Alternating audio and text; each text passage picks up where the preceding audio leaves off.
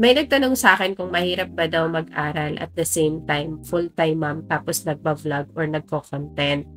Sa totoo lang mahirap siya kung iisipin kasi maraming factor na kailangan consider. Siyempre, ano ba dapat yung priority mo?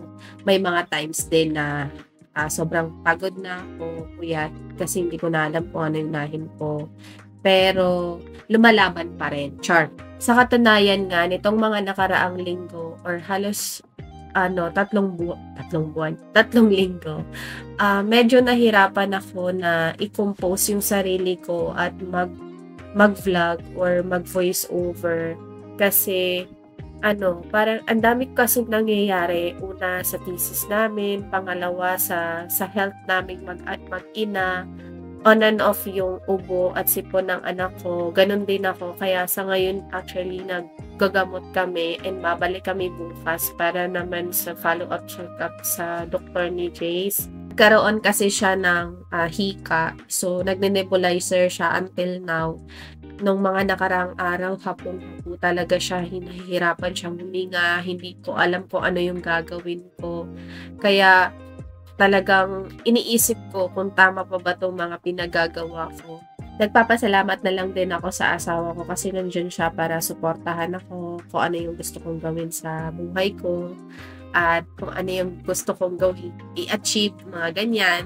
So, nandiyan lang siya para sumuporta. Ang hirap din kasi kapag nagkasabay-sabay lahat, lalo na ngayon dahil third year na ako, nasa thesis na kami, at lahat ng subject namin ay sabay-sabay din. Kasi dati, blockings kami, ngayon cycles na.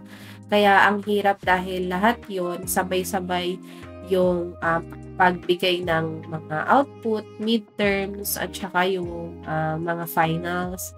So, lahat yun pinaghahandaan namin. At the same time, itong anak ko ay, dahil hindi nga siya nakakapasok araw-araw, gawa ng pagkakasakit niya, on and off yung lagnat, tsaka yung sipon, iiyak siya o iniiyakan niya talaga ako habang papasok kami sa school.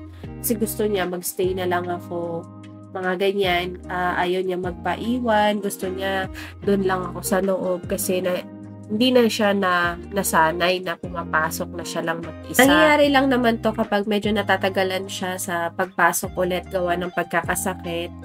To answer the question kung mahirap pa pagsabayin lahat, oo, mahirap siyang pagsabayin lahat. Lalo na ako, minsan nagkakasakit, napapagod, pero ang importante bumaba, hindi nawawala ng pag-asa. Kasi ang buhay naman ay full of struggles, pero at the end of the day, tinitingnan mo pa rin kung ano yung nakakapagpasaya sa'yo, ano ba yung mga goal natin. So, ayun lang. Sana ay umabot kayo hanggang dito at laban po tayo sa buhay. Bye!